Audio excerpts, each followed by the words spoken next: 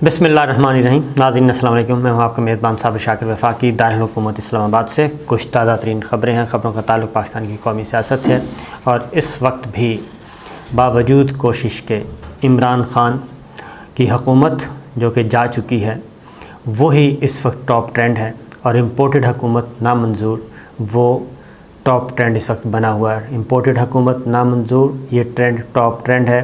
और आपको मालूम है कि कितने लोग इसमें अब तक वोट कास्ट कर चुके हैं, यानी कि अपनी राय दे चुके हैं इस ट्वीट को।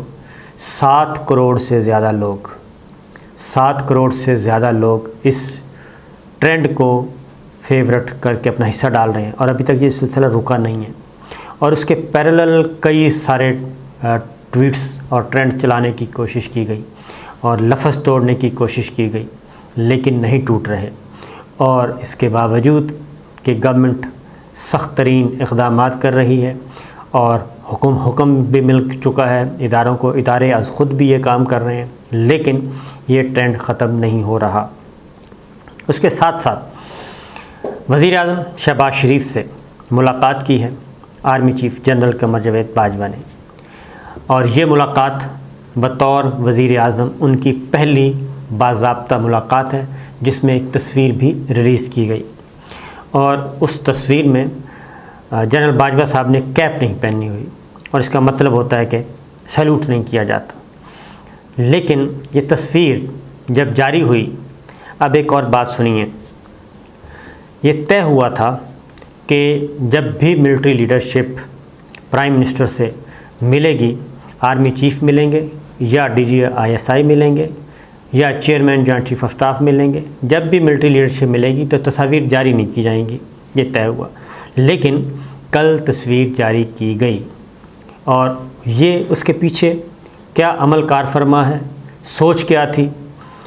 सोच वही थी जब पहली दफ़ा जब जनरल बाजवा को अपॉइंट किया नवाज़ शरीफ साहब ने, उस वक्त के वज़ीर आज़म ने, तो उनको वॉक थ्रू गेट से गुजारा गया था।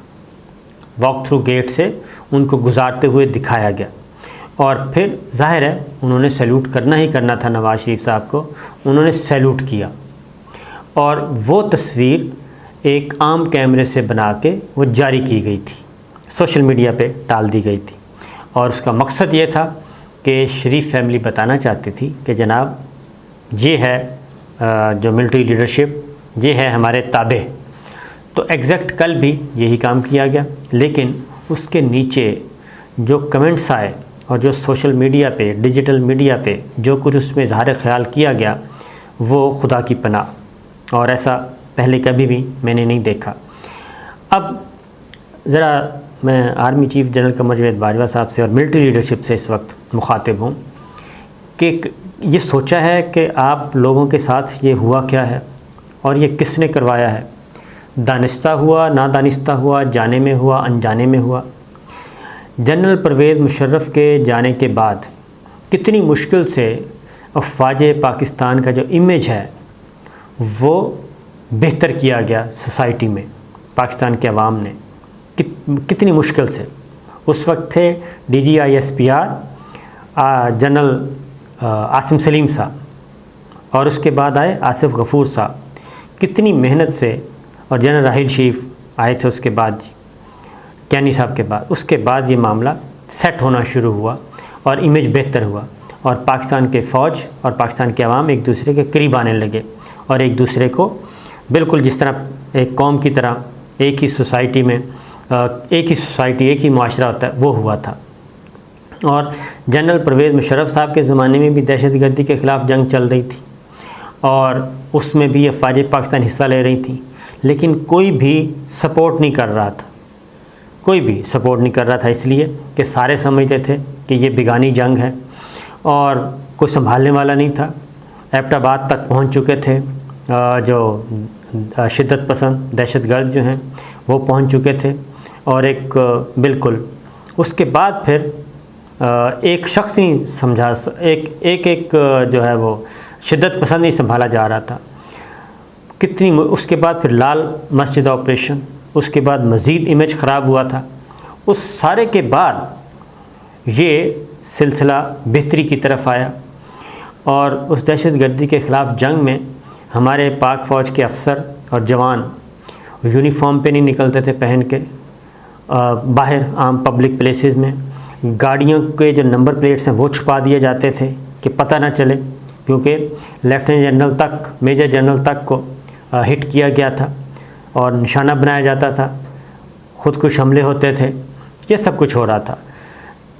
तो उसके बाद इतना अच्छा इवेंट, फिर जनरल कमर जावेद बाजवा जब आए और उसके बाद फिर सूरत हाल, फिर डाउन लीग्स के बाद सूरत डैमेज हुआ, उसको संभाला गया।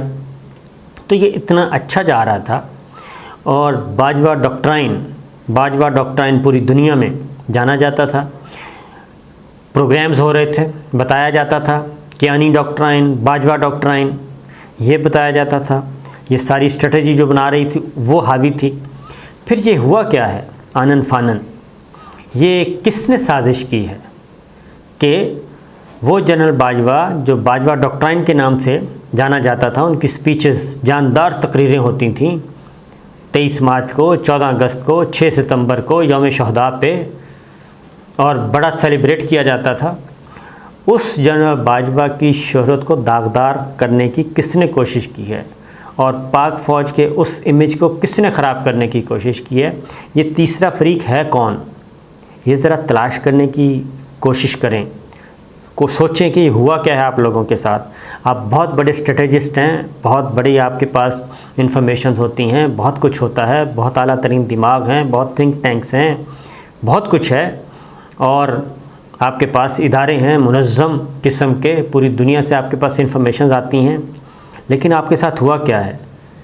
क्या ऐसा तो नहीं है, सोचें ज़रा, कि अफ़वाज पाकिस्तान का जो इमेज बेहतरीन जा रहा था और पाकिस्तान के अवाम और फ़ौज एक दूसरे के साथ खड़े होते, शाना बशाना खड़े हो गए थे, और मरीम सफदर साहिबा की तरफ से जब गालम गलोच की गई, नवाज शरीफ साहब की तरफ से जब गालम गलोच की गई मिलिट्री लीडरशिप को, मौलाना की तरफ जब की गई तनकीद, इल्ज़ामात, और जरदारी साहब की तरफ से जब कहा गया, तो कितना भरपूर आपको सपोर्ट मिली थी।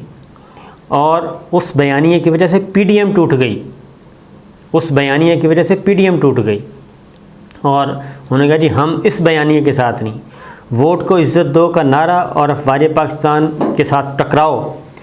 मुस्लिम लीग नवाज़ के बहुत सारे लोग पीछे हटना शुरू हो गए कि इस, और बड़े बड़े अंदर से लीडर्स, राना तनवीर साहब जैसे, ख्वाजा आसिफ साहब जैसे, वो लोग मैदान में आए कि ये बयानियाँ ठीक नहीं है। फिर क्या हुआ आखिर ऐसा क्या हुआ?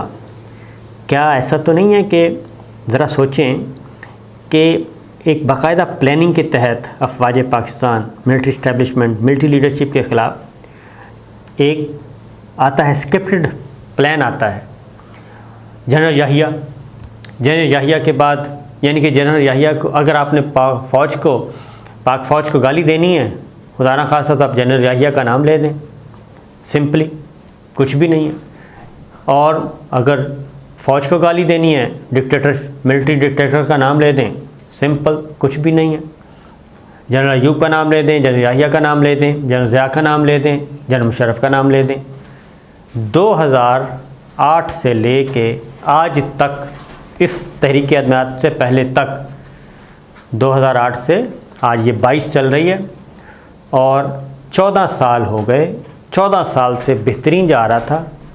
तो अब आप लोगों ने एक नया दे दिया, कहाँ जनरल बाजवा डॉक्ट्राइन चल रहा था, कहाँ आपने अपने जर्नैल को आगे कर दिया, और क्या ट्रेंड चला आपको भी पता है, मुझे भी पता है। तो ये किसने किया है, ये ज़रा सोचने की बात है। फिर ये मुख्तलिफुल ख़याल अपोजिशन जो कल तक एक दूसरे का गिरेबान फाड़ने के लिए तैयार थे, गिरेबान फाड़ कर घसीटने के लिए सब कुछ, कल तक जो ओन चौधरी को गालियां दे रहे थे और कपड़े उतार रहे थे, आज शहबाज शरीफ साहब के साथ उनको बिठाया और सब हैं।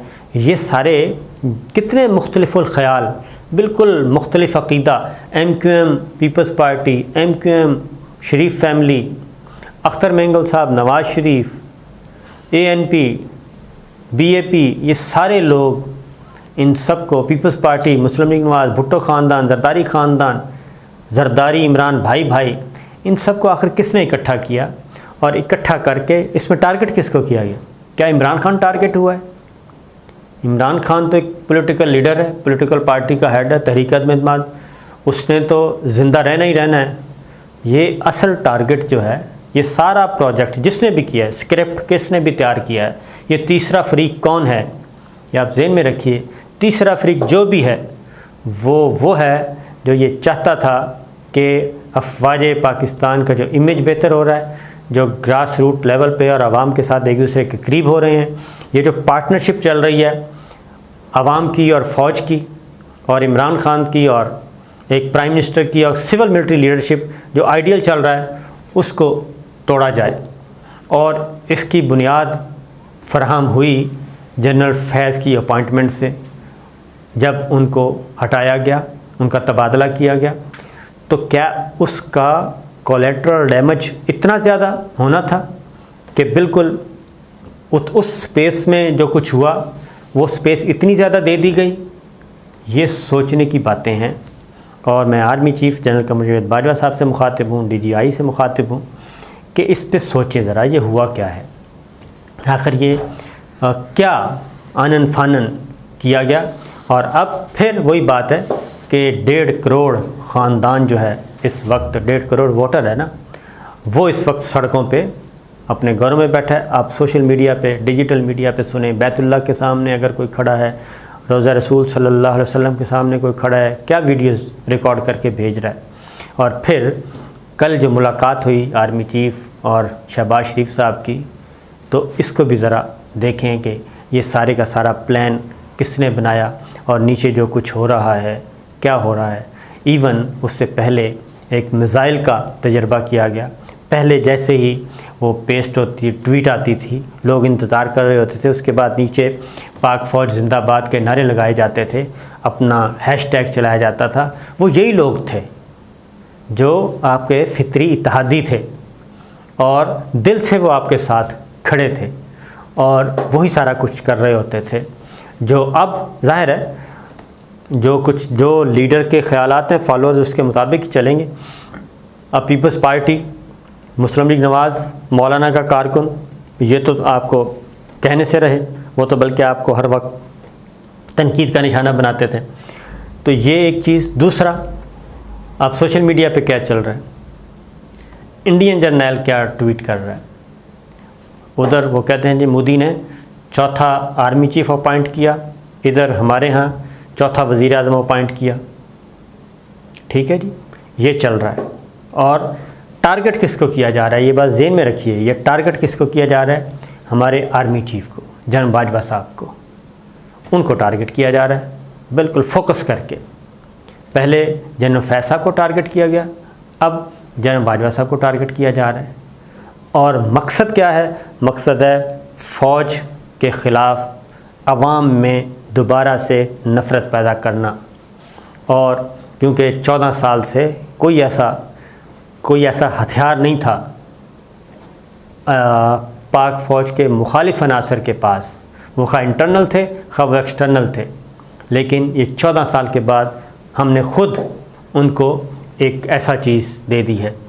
तो ये सोचें जनाब, अब अफवाज पाकिस्तान भी सोचें, अफवाज पाकिस्तान की लीडरशिप भी सोचे, हमारे इंटेलिजेंस इदारे भी सोचें कि ये सब कुछ क्या हुआ है।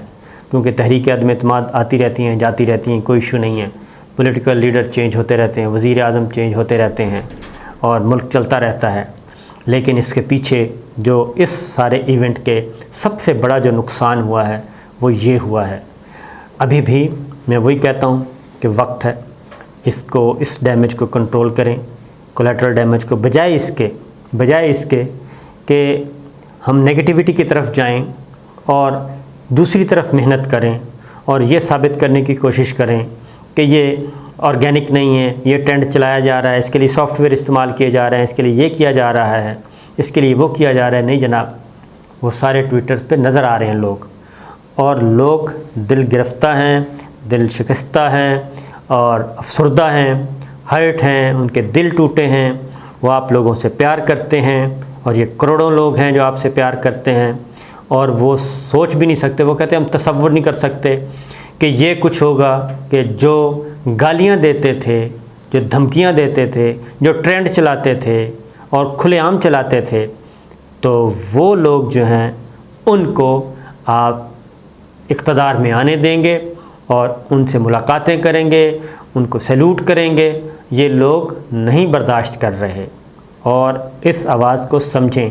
ये ट्रू पाकिस्तानी, सच्चे पाकिस्तानियों के दिल की आवाज़ है। ये मैंने अर्ज़ करना था। तो मेरा ख़्याल है कि अभी भी वक्त है, इसको, इस तासुर को ज़ाइल करें, बजाय इसके कि सारी तवानाइयाँ इमरान खान की तरफ लगा दी जाएं और कहें कि किस तरीके से इसको कंट्रोल किया जाए। कंट्रोल नहीं होगा और इसकी मैं बाकी बातें इंशाअल्लाह अगली किसी वीडियो में करूँगा कि ये पॉसिबल नहीं है। इजाज़त दीजिए। अल्लाह हाफ़िज़।